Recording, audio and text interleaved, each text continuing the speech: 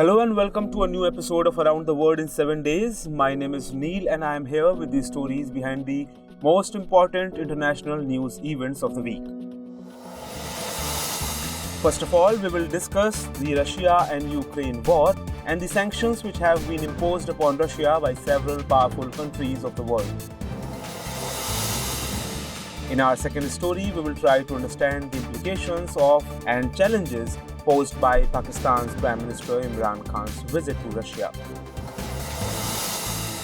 In the last story, we will discuss that why an American aid program in our neighboring country of Nepal has created a crisis in its domestic polity and what is the Indian connection to this story. But first, let's discuss the Ukraine crisis.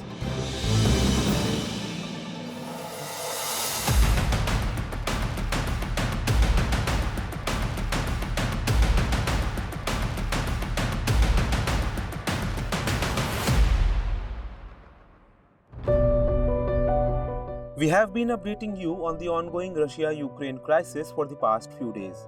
Now the crisis has taken a new turn. Finally, and unfortunately, Russia has invaded Ukraine. The tragic story of war has started unfolding. By the time we are recording this program, 137 people, including civilians, have already died in Ukraine.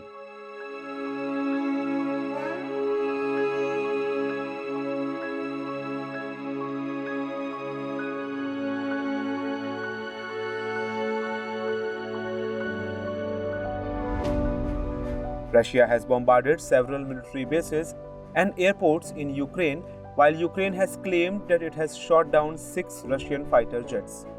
American President Joe Biden has said that American soldiers will not fight in Ukraine, but they will protect NATO countries.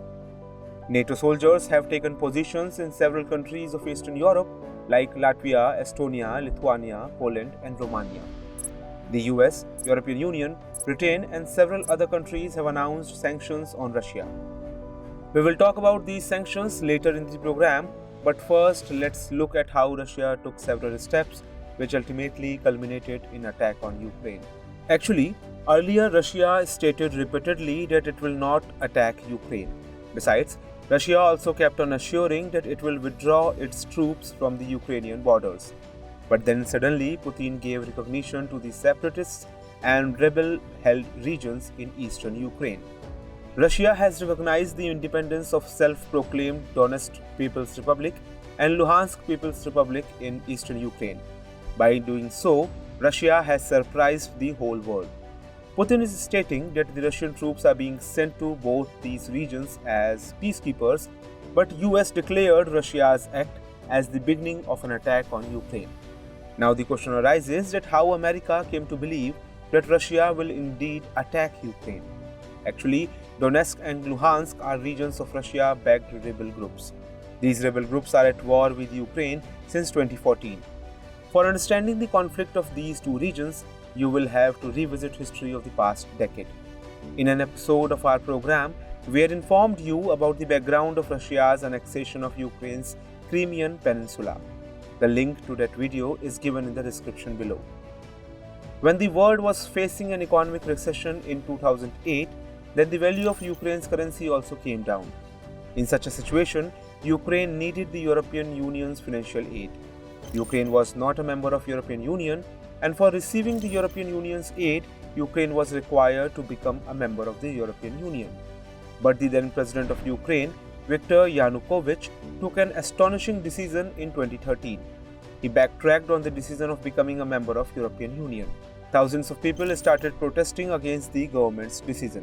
Ukrainian citizens accused the government of acting under Russia's pressure. President Yanukovych fled to Russia amidst heavy protests and the opposition came to power in Ukraine. For avenging the collapse of the Russian-backed government in Ukraine, Russia invaded Crimea. Russia not only attacked Crimea but also captured it. On the other hand, Russia started supporting the separatist insurgency in the Donbas region of eastern Ukraine.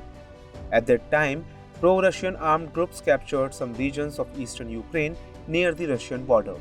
These regions were Luhansk Oblast and Donetsk Oblast.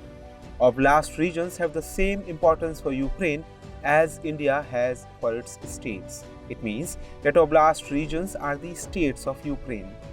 The people residing in these states are Russian tribes and they speak Russian. With Russia's backing, the rebel groups took control of government buildings situated in both these regions in April 2014. The rebel groups declared that the two regions will be known as People's Republic. The separatist regions declared their independence and held a referendum to become part of Russia in May 2014. It is an interesting fact that Russia did not formally accept the separatist exercise at that time. Russia, like the global community, continued to recognize these regions as a part of Ukraine. But now, Russia has created a stir in global politics by recognizing the independence of both these regions. The whole world is reacting to Russia's move of recognizing both these regions as independent states. The US President Joe Biden declared Putin's move as the beginning of an attack on Ukraine. As soon as Russia announced that it would send its troops to Luhansk and Donetsk for establishing peace, it became evident that Russian troops will now officially enter Ukraine. It implied that now Russian troops got an excuse to enter Ukraine on pretext of establishing peace.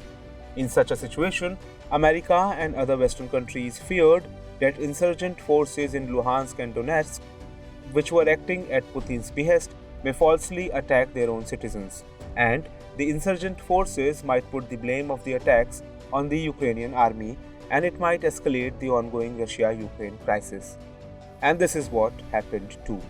On 24th February, Russian President issued a statement. In that statement, he declared military action in the eastern Donbas region of Ukraine. But Putin then said that Russia had no plans to attack Ukraine, but this action was taken in self-defense. Within a short duration of this statement, news of strikes on Ukraine military infrastructure started coming out. The most crucial part is that various countries, including America, Britain, have imposed harsh sanctions on Russia for violating international agreements.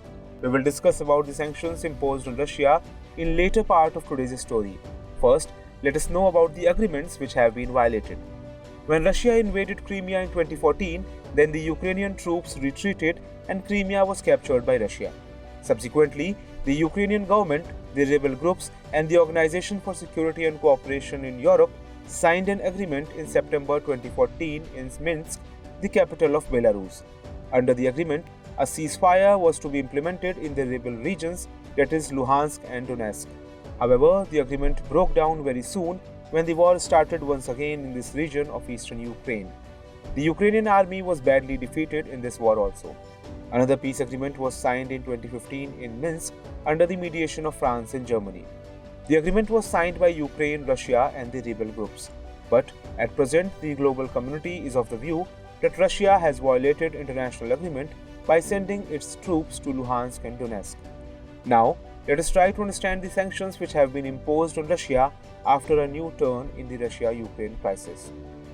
An emergency meeting was convened in the United Nations Security Council as soon as the Russia-Ukraine crisis took a new turn. In the meeting, it was agreed to end the crisis through diplomatic efforts.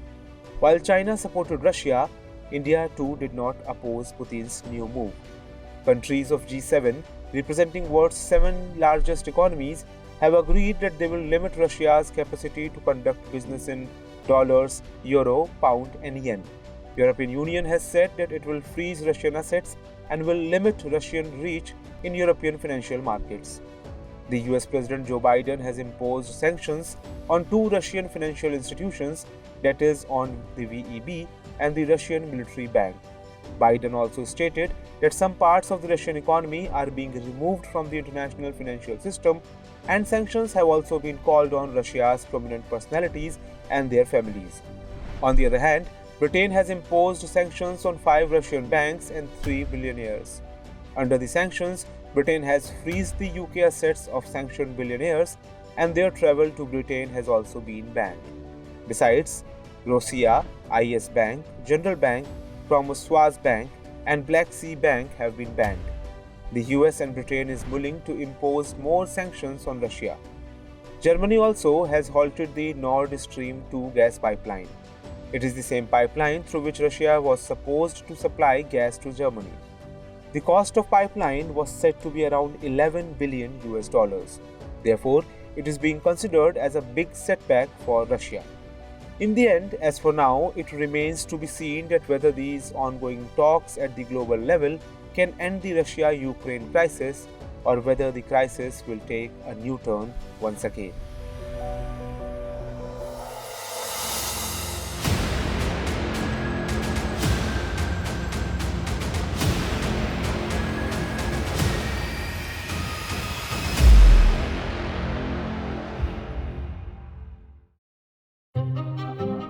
Today's second news is also related to Russia.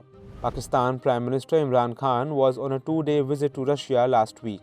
As per the media reports, it is the first visit of an elected leader of Pakistan to Russia in the past 23 years.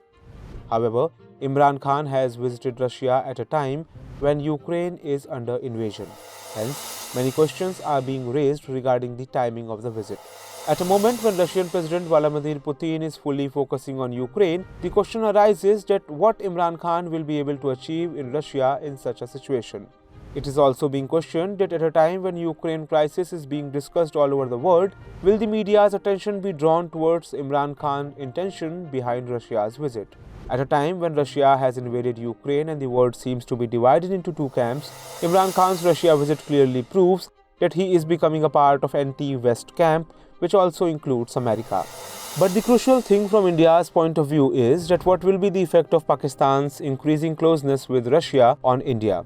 Does India need to be bothered by the close dialogues between Pakistan and Russia after a long time?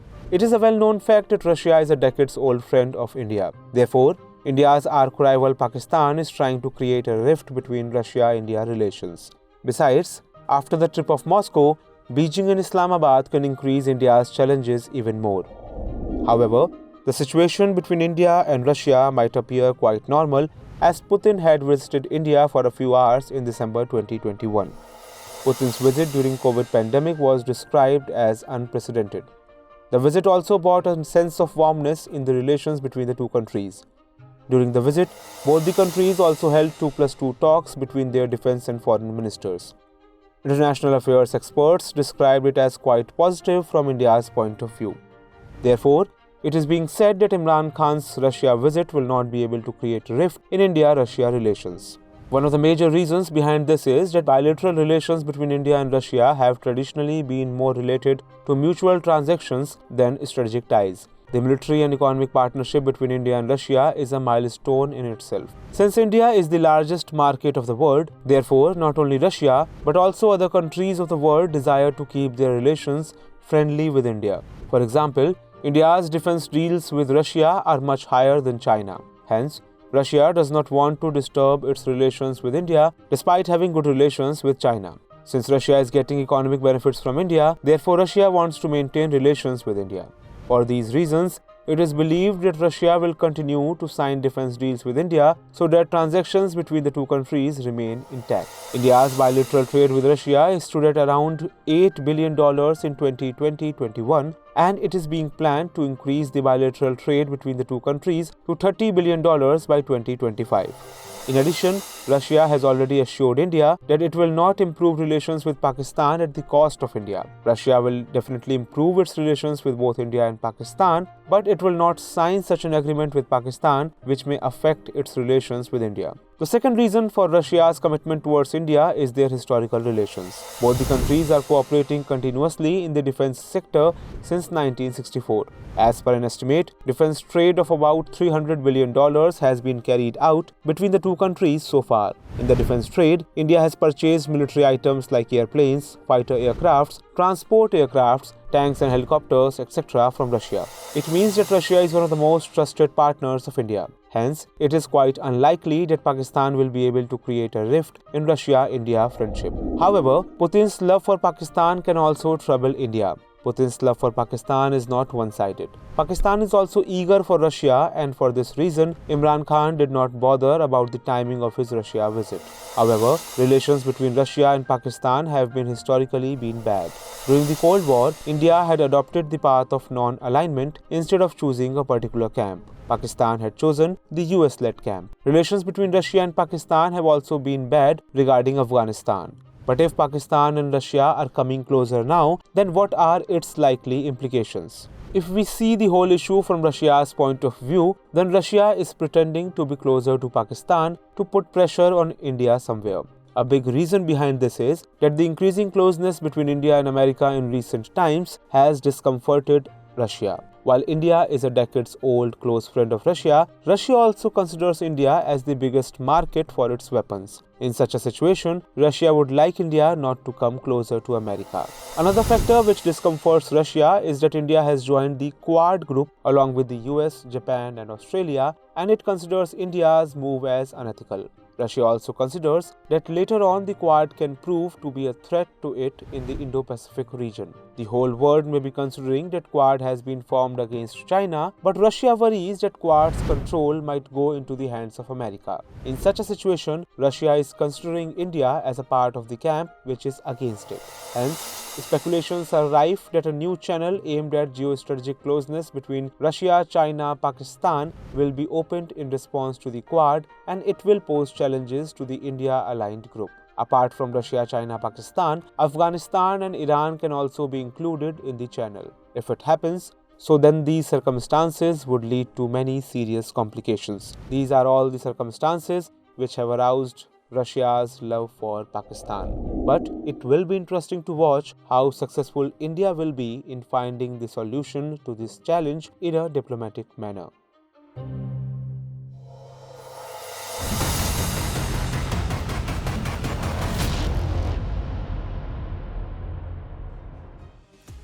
The last week was quite turbulent for the neighboring country of Nepal. A US aid program has sparked a huge political controversy in Nepal, causing protests in the capital Kathmandu. People took to the streets and started raising anti-government slogans. The police had to strive hard for dispersing the protesters. Actually, Nepal is to get $500 million under America's Millennium Challenge Corporation program. The amount will be provided to Nepal as an aid. It means America wants to give a gift to Nepal. Surprisingly, Nepal is not able to decide whether it wants the gift or not. It is not that Nepal did not have enough time to make a decision on the issue. More than 4 years have passed since the agreement was signed, but Nepal has still not decided that whether it should accept the US aid or not. Prime Minister of Nepal, Sher Bahadur Deuba, wants the agreement to be implemented. However, the government's allies and opposition parties are against the agreement's present form. On one hand, China got involved in the dispute, and on the other hand, questions are also being raised on India. We will try to understand the whole issue today. We will try to understand that what is the Millennium Challenge Corporation program. We will also tell why the names of China and India are coming up in this US-Nepal agreement. But first, let us understand the geographical location of Nepal. Nepal is a South Asian country and it is a neighboring country of India. It shares borders with China in the north and India in the other 3 directions. Basically, Nepal is a landlocked country. Firstly, let us understand that what is MCC, that is Millennium Challenge Corporation. MCC is a US foreign aid agency. It is an independent organization which is providing support for leading the fight against global poverty. It was founded in 2004 by the US Congress. MCC partners with the countries which are committed to good governance, economic freedom, and investing in their citizens. MCC provides large-scale grants to well-performing countries for reducing poverty through sustainable economic development.